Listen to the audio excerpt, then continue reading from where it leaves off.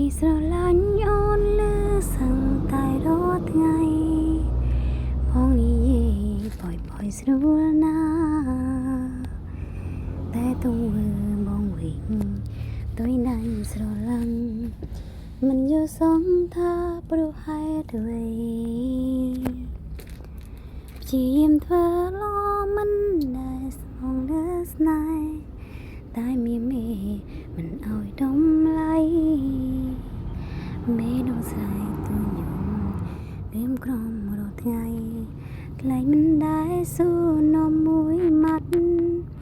បើស្រឡាញ់មិនឯងមកតងអូនចោលបើស្រឡាញ់មិនឯងមិនខ្វល់ខ្វា